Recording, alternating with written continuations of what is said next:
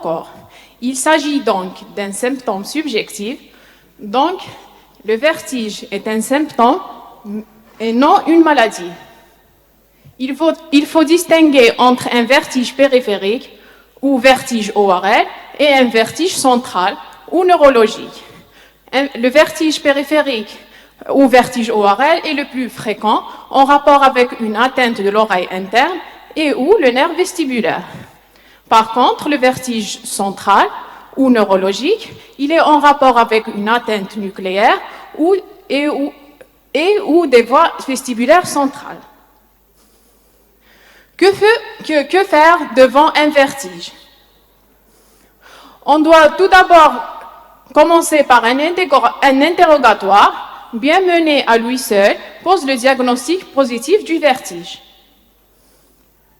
Il faut rechercher 4 paramètres. L'aspect clinique du vertige, c'est un vertige rotatoire, un déséquilibre, une instabilité, il est provoqué ou spontané.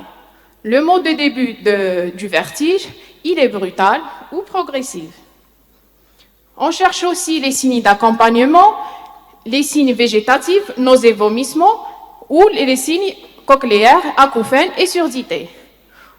Le mode d'évolution du vertige, si le vertige est paroxystique, on pense à la maladie de Ménière. S'il est de quelques secondes, on pense au vertige positionnel bénin. Si le vertige est permanent, on pense à une origine centrale. Plus il y a un parallélisme entre le vertige et les troubles cochléaires, plus l'atteinte est périphérique et concerne le système vestibulaire. Mais avant de poser le diagnostic d'un vertige, il faut avoir à l'esprit d'autres situations, donc éliminer les faux vertiges. On va commencer par les vertiges physiologiques, la cinétose ou le mal de transport, les vertiges des auteurs, le vertige proprioceptif et le vertige alcoolique.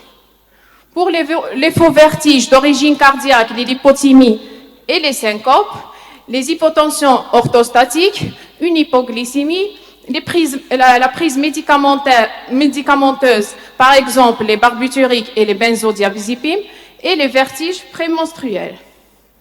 On élimine aussi les vertiges psychiatriques liés à l'anxiété, les vertiges phobiques, la claustrophobie ou l'agoraphobie, et enfin les vertiges hystériques. Quelles sont les explorations devant un vertige? On va commencer par les explorations vestibulaires cliniques, puis instrumentales, et on termine par un bilan radiologique et audiologique. Pour l'exploration vestibulaire clinique, on va rechercher les signes vestibulaires spontanés en explorant la fonction vestibulo-oculaire et la fonction vestibulo-spinale. Pour l'exploration de la fonction vestibulo-oculaire, à la recherche du nystagmus par les lunettes de Frenzel. L'exploration de la fonction vestibulaire spinale, la recherche des déviations segmentaires par des manœuvres. La manœuvre des index, le Romberg, piétinement aveugle et la marche aveugle.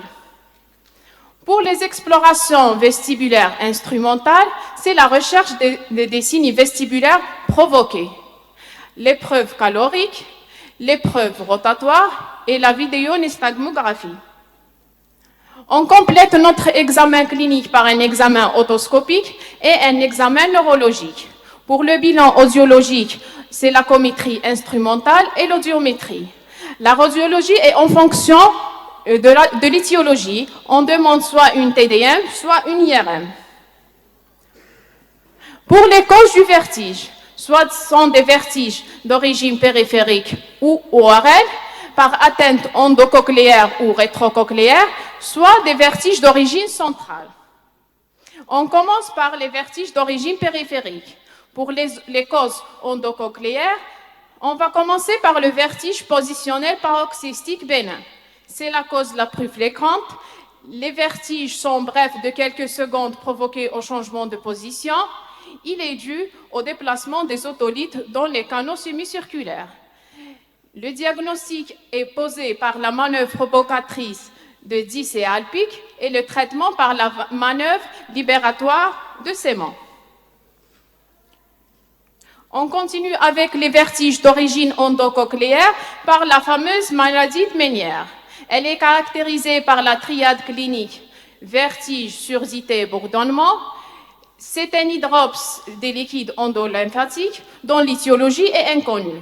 L'évolution, elle est paroxystique par des poussées et remissements. Pour le traitement de la maladie de Ménière, au début, le traitement il est médical, puis il est chirurgical. Pour le traitement médical, c'est les solutés hyperosmolaires, les vestibuloplégiques au cours de la crise et des vestibulostimulants en dehors de crise. Pour les autres causes de vertiges d'origine endocochléaire, les vertiges traumatiques par fracture du rocher, les vertiges toxiques et les vertiges infectieux, par exemple une complication du cholestéatome. Pour les causes rétrocochléaires, on note la névrite vestibulaire, c'est une atteinte virale du nerf vestibulaire. Elle se manifeste par des signes vestibulaires seulement.